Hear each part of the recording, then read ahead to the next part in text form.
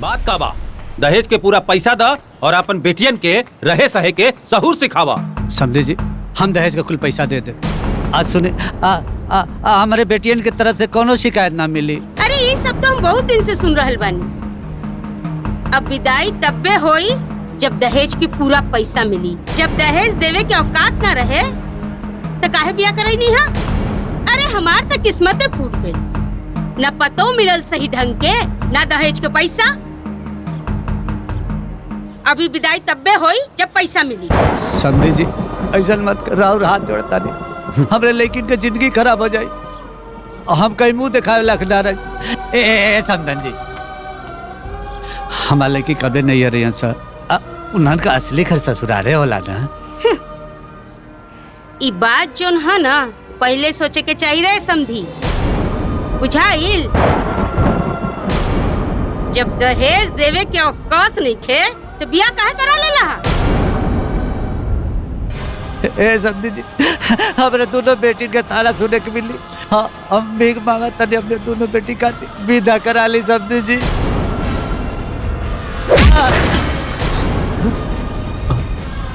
चला सब अंदर चल।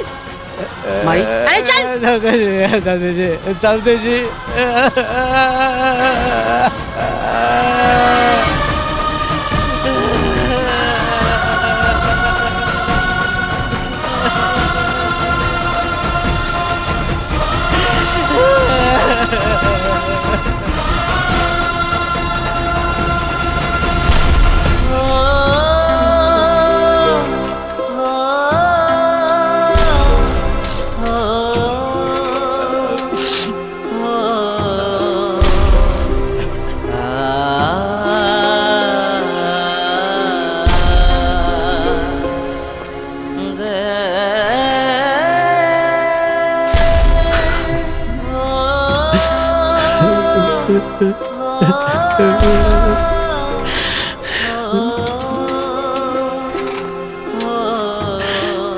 ई बात जोन है ना पहले सोचे के चाहिए रहे समधी। ना ना, ऐसे करे कैसे जाए? कौन मुंह दिखाई नहीं करके? हमके दहेज का जुगाड़ करेगे पड़ी।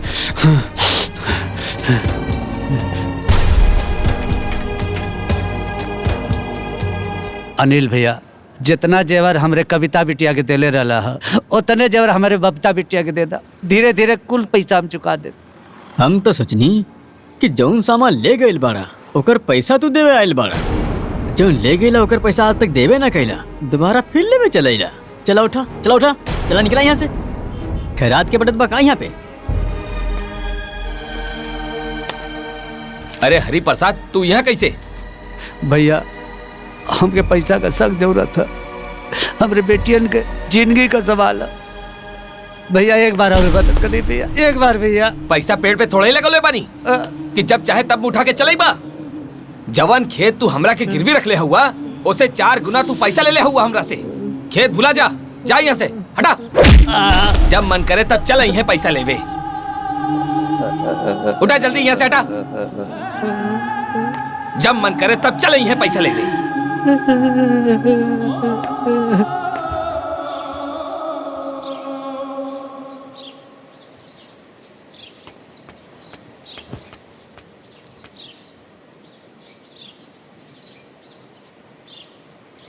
माई, का बात बा? यहाँ काहे खड़ा बाड़ू? का बात बा? काहे परेशान लगत तारू? कुछ बात बा का? अरे देखा सना, तोहनी के बाबूजी तोहनी के ससुराल गइल बने और अभी तक ना आइलन। उनकरे राह देखा तनी। अरे माई, में घबराए के कौन बात बा? आ जाइए ना। ला, बाबूजी के जोहत रहलू ह, अब बाबूजी आ गेलन। हाँ,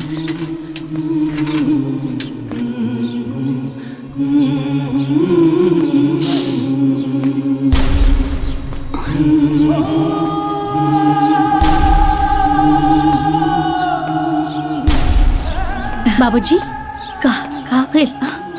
का भेल जी?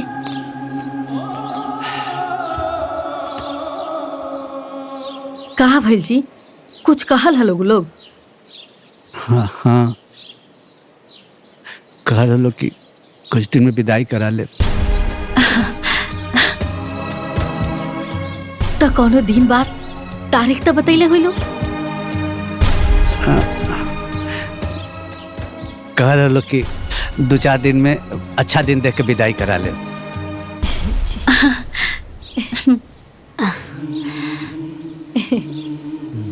हाँ कैसे हो क्या आवत है। हाँ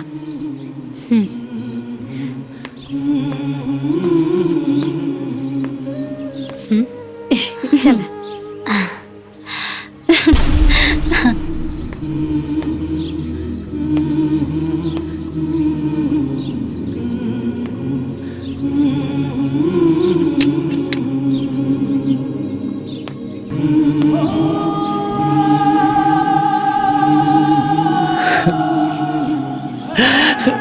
बिटिया हमरा के माफ कर दिया और मार के दे।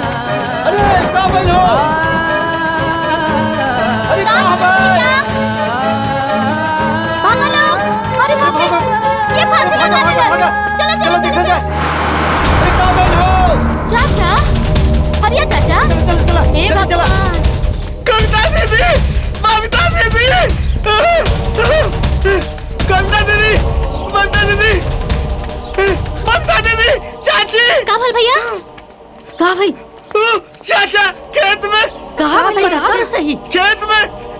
अरे बोला ना। चला अरे हाँ बोला।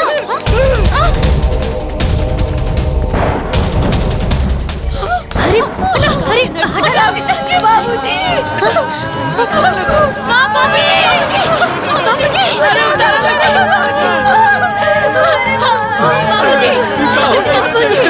अरे बाबूजी बाबूजी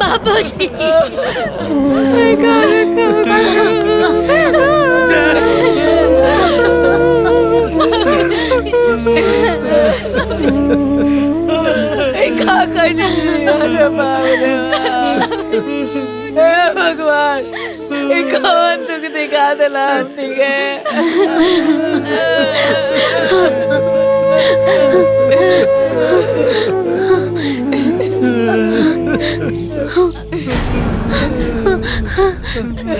बिटिया हमरा के माफ कर दिया।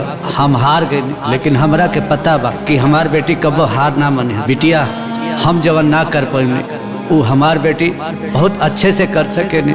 और हमरा के इहो पता बा कि घर के जवन इज्जत मान मर्यादा बा ओकरा के जरूर वापस ले आइबू।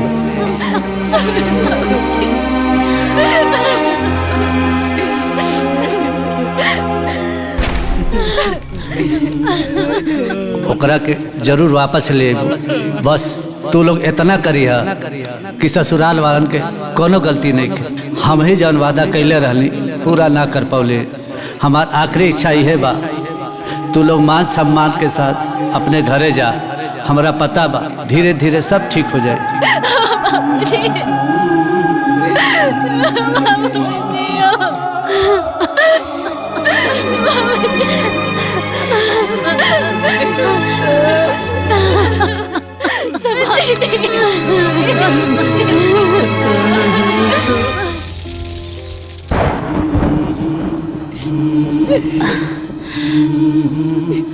ना माई, माई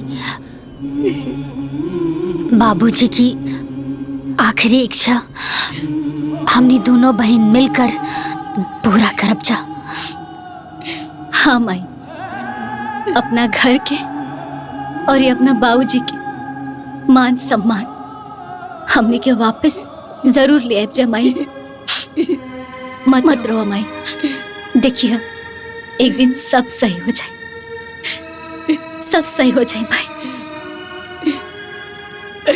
सही हो के कतर बचले का बा बेटा। अब तो सब तो ए माई, माई तू आज ले खाली सुन ले भाड़ू ना कि बेटी बेटा से कम ना होली, लेकिन आज के बाद हमने दोनों बहन इस साबित करके दिखाई जा।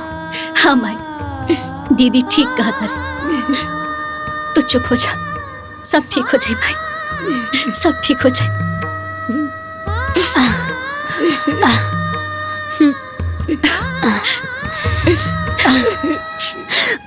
मैनेजर साहिबा, हमनी के 10 लाख के लोन चाहिए। अच्छा मिलता जाई, लेकिन तोहनी के लोन काहेला चाहिए? ओ बिजनेस खातिर। हाँ मैनेजर साहिबा, अब लोन के पैसा से हमनी के डेयरी फार्म खोलना चाहता नहीं जा। अच्छा अच्छा, हाँ बहुत अच्छा बात बा। लोन तो मिल जाई, लेकिन बैंक के कुछ फॉर्मेलिटी बा, वो आप लोग के पूरा करे के पड़ी। अब हमनी के पूरा कर दे हम जा। जी वैसे मैनेजर साहिबा, कितना समय लागी पैसा मिले में? बस वही बैंक के नियम के अनुसार कुछ जांच पड़ताल हुई, ओकरे बाद जौन टाइम लागे फिर लोन मिल जाई। अच्छा ठीक बा मैनेजर ठीक साहिबा। बा मैनेजर साहिबा, नमस्ते। बहुत बहुत नमस्ते। धन्यवाद। हाँ।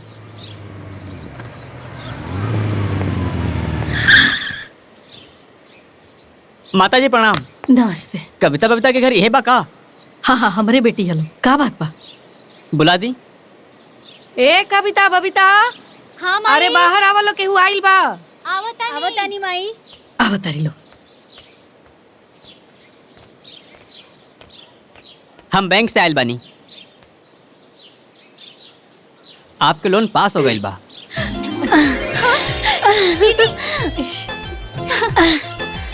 ई लिही सेंसर लेटर। दीदी ये देखा। हाँ शाम तक पैसा आपके खाता में ट्रांसफर हो जाएगी। अरे वाह माई, माई, माई हमनी के लोन पास हो गई। हाँ अब हमनी के गाय भैंस वाला बिजनेस शुरू हो जाए। हे भगवान।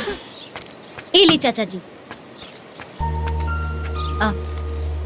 इतने रहे कि और बाकी बा? हाँ इतने ही रहे, इतना। ठीक बा। चाचा ए ली, राउर जितना बाकी रहे ना, वो से 2-4 हजार ज्यादा ही देले मन। बिटिया, एक बात तो लोग साबित कर दे कि बेटी भी कोनो बेटा से कम ना हो खेली।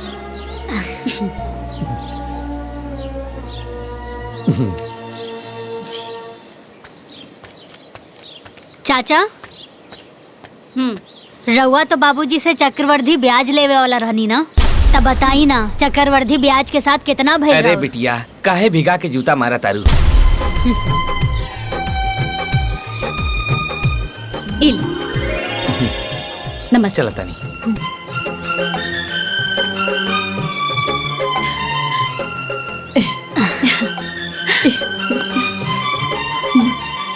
भाई जी, रित्ती बिटिया देखा सुंदर बाड़ी, सुशील बाड़ी, हमारा तो बहुत पसंद बाड़ी।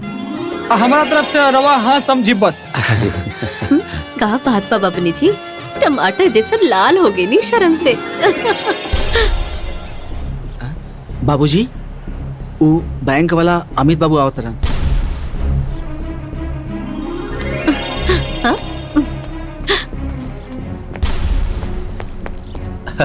अब अमित बैठा। हम बैठे ना आयल बानी, हम ट्रैक्टर के चाबी लेवे आयल बानी। काहे कि 2-3 महीना से एक भी किस्त न जमा कैला। लावा ट्रैक्टर के चाबी दा। अमित भाई, हमरा के 1 महीना का टाइम दे दी, हम पूरा किस्त के भुगतान कर देब। 1 महीना? 1 दिन के भी समय तोहे ना मिली। लावा ट्रैक्टर के चाबी दा। अरे हम नहीं तो भागा नहीं। मजबूरन हमरा कानूनी कार्रवाई करे के पड़ी। लावा ट्रैक्टर के चाबी दा। चाबी दे दा। लावा ला ले चला।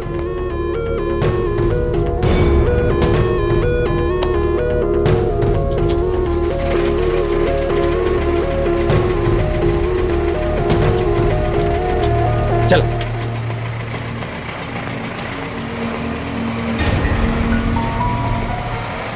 चला बेटा, चला ये घर में शादी नहीं करे के। अरे अरे भाई साहब का भाई? अरे रवा बैंक के 3 महीना की किस्त नहीं के जमा करत बानी है, हमके धन दहेज का देबा खा। चला बेटा। अरे सुनी तो चाचा रुका।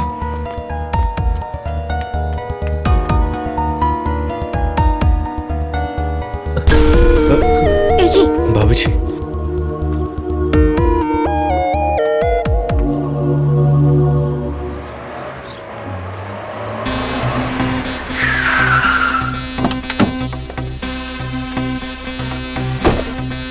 माई आवा आवा। माई ई देखा तुहार बेटियन के डेयरी फार्म। माई ये अपन डेयरी बा। आई अंदर चली। आई वो देखा वहाँ से देखा लेके कैसे काम वहाँ होता। सब आपन है। माई ई गैया भैंसिया सब बहुत दूध देता रे चल माई। ये बछड़ा भी अभी भइल बा। हाँ ई देखा। प्रणाम दीदी। ए बेटा, आज तोहर बाबूजी चिंता रहतन त गर्व से उनकर सीना चौड़ा हो गई रे। आज तू लोग गांव समाज में अपना बाबूजी के मान सम्मान तू लोग लौटा दे। बाकी मगर का माई? ए बेटा, तारा बाबूजी के ये इच्छा रहे कि जौन मान सम्मान आज तो हम लोग पौले बाड़ू, वही मान सम्मान स्वाभिमान के साथ तो हम लोग के ससुराल वाला तो हम लोग के विदा करा के ले जाए। माई जैसे आज ये सब भइल बा ना, एक दिन वो सब हो जाई। हाँ माई, दीदी ठीक कहा तरी। देखिए एक दिन वो लोग आई और बड़ी धूमधाम से तोहरा दोनों बेटी के विदा करा के ले जाएंगे, तो चिंता मत कर। आई चली। चला। जे भी यहाँ आयल बा सब लोग ध्यान से सुनी। यहाँ बैंक के तरफ से ट्रैक्टर के नीलामी रखल गइल बा। यहाँ जे सबसे ज्यादा दाम लगाई ई ट्रैक्टर ओकर हो जाई। बैंक के तरफ से सबसे पहला बोली बा 3 लाख। 3,20,000। हाँ 3,20,000 से बेसी बा केहू जौनी ट्रैक्टर के बोली लगा सकेला? 3,40,000। बा यहाँ केहू 3,40,000 से ज्यादा बोली लगाए वाला? 4 लाख। 4 लाख। 4 लाख। 4 लाख से ज्यादा केहू बा जे ट्रैक्टर पे बोली लगा सके? 4 लाख। 1। 4 लाख। 2। 5 लाख। अभी ट्रैक्टर के बोली लाख चुकल बा 5 लाख। 5 लाख। 1। 5 लाख। 2। 5,20,000। 5,20,000। अभी ट्रैक्टर के बोली लाख चुकल बा 5,20,000। 5,20,000। 1।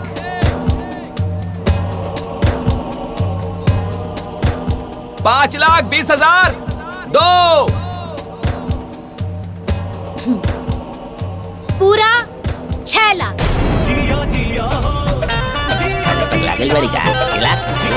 पूरा 6 लाख। 6 लाख। 1। 6 लाख। 2।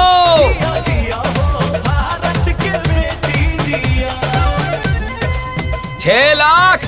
3। अभी ट्रैक्टर ई मैडम लोग के भाई। जागल रही दिल के अरमान में, फूल खिल जाई हो जरूर रेगिस्तान में। जब जागल मैडम साइन करिए। पता ना हमरे घर में केकर नजर लाग गई, बनल बनावल काम भी बिगड़ जात बा। तू सही कहत बाड़ू उमेश के माई। बिटिया के सगाई टूट गई, ट्रैक्टर दुआर से खिंचा के चल गई नीलामी के खातिर। अब तक गांव समाज में मुंह दिखावे के काबिल न रहनी। बाबूजी, जौन गांव समाज में झूठ साँच बोल के मान सम्मान बनावल रहे, अब तो ओकरों पर पानी फेरल चल जाता। भैया जौन होए के रहल हो गई, अब सोचे से का फायदा। हाँ, अब तक खाली यह सोचे के पड़ी कि मान सम्मान फिर कैसे बने। हाँ? अरे आप? प्रणाम चाचा जी। हम आइल बानी अपना बेटा के शादी राउर बिटिया के साथे करे खातिर। हाँ? अब भाई जी पंडित जी के बुलाई आ कोई बढ़िया सा दिन देख के तय पाती रख दी। बाकी रउआ तो शादी से इनकार कर देले रहनी ना। हाँ, रउआ तो दहेज चाहत रहे। हाँ। और वो दहेज के व्यवस्था आज भी हमनी ना कर सकीले। जब कहत रहनी तब न कहत रहनी, आज तो नहीं कहत बानी। वो घड़ी हमरा आँख पर लालच के पट्टी पड़ल रहे, बाकी जब राउर दोनों बहू लोगन से मिलनी है तो हमरे आँख के पट्टी खुल गई, हमके सही गलत के ज्ञान हो गई। धन्य बाड़ी राउर दोनों बहू लोग। भगवान ऐसन बहू सब केहू के दे। बहू? पर्दा? हमको समझनी ना। हम समझावत बानी। राउर दोनों बहू लोग कविता और बबीता हमरा घरे एक दिन आइल रहे। बाबूजी, ये दहेज आज समाज में नासुर हो गइल बा। ये दहेज के कारण ही माई बाप लड़कियन के जन्म दिहल नइखे चाहत, उनके जन्म के भी अपराध समझेलन।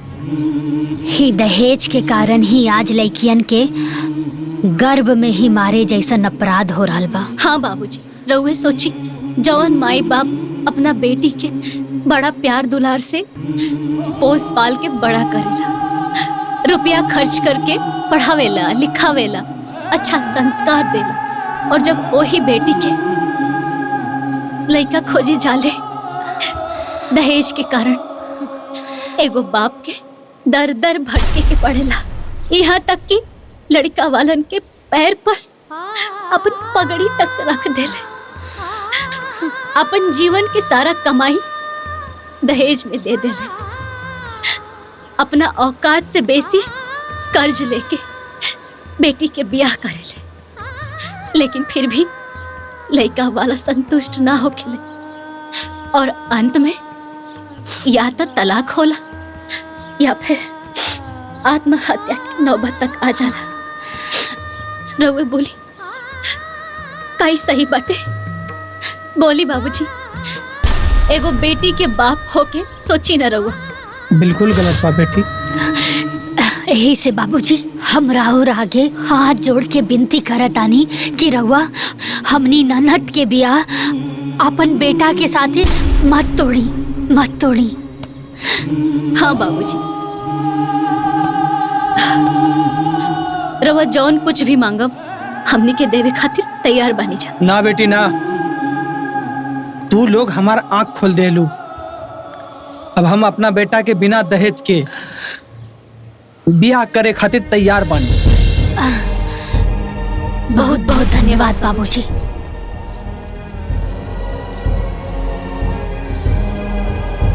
हमरा से अनजाने में जौन गलती भइल रहे ओकरा बदे हमरा के क्षमा कर दी। हम अपना बेटा के शादी राउर बिटिया से करे खातिर तैयार बानी। मेहनत से मोड़ दी हल जाला तक कदीर के। रवा लोग जाई तैयारी करी, हम हो चलत बानी। प्रणाम जी। प्रणाम चाचा।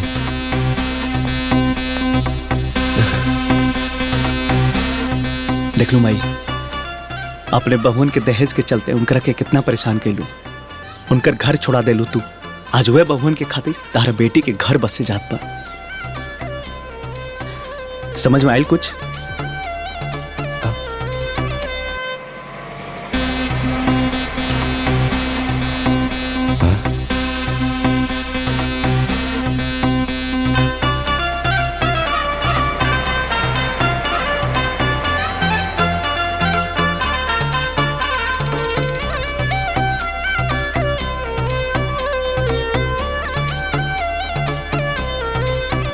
ये ट्रैक्टर तो बैंक वाला खींच के ले गए रहे, लेकिन ये सब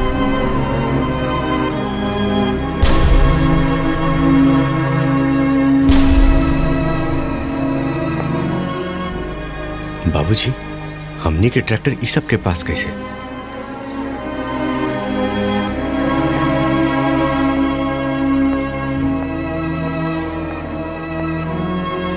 दे दो।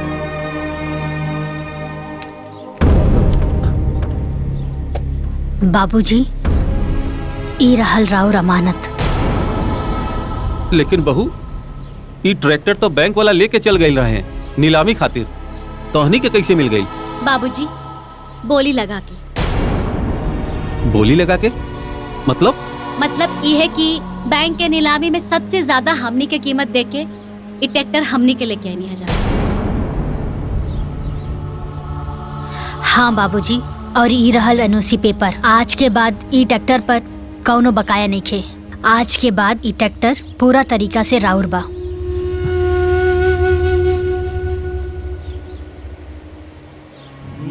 बहुत बढ़िया कैलू बहू, ई ट्रैक्टर छुड़ा के तू हमार मान सम्मान बचा ले लू, न तक गांव समाज में बड़ा बदनामी होखत। कैसे ना छोड़ाई दीजा बाबूजी, यह ट्रैक्टर के किस्त भरे खातिर तो हमार बाबूजी के जान चल गई और राउर मान सम्मान भी जात रहे, तब फिर ये ट्रैक्टर कैसे ना छोड़ाई दीजा। आज से ये ट्रैक्टर राउर भाई। दीदी चल। हाँ बाबूजी,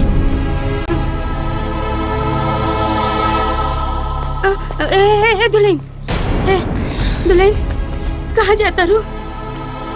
अपना घरे अम्मा जी। यह तो तोहार घर बा दुल्हन। ना अम्मा जी, ई घर हमनी के नहीं खे, ना यहाँ रहे वाला हमनी के। अगर हमनी के रहित ना तो आज हमनी के बाबूजी जिंदा रहते। ए बहू, ये सब हमार गलती बा, सब हमार गलती बा, और हमार गलती के वजह से बहुत शर्मिंदा बानी। ए दुल्हन लोग, हमरा के माफ कर दो, हमरा से बहुत बड़ी गलती हो गई। हाँ बहू, हमनी के माफ कर दा, अपन घर चला। रउआ हाथ मत जोड़ी, हमनी के भी रहो बेटी जैसन ही बानी। अपन बाबूजी के कहना माना, घर में चला। अब तो बाबूजी कहता नहीं, मान जा।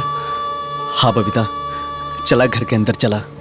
हाँ चलो ना भाभी, अगर तू दोनों जाने ना रहो तो हम भी हाँ ना करो। बबुनी, हमनी तोहार बियाह में जरूर रहब, लेकिन ऐसे ना।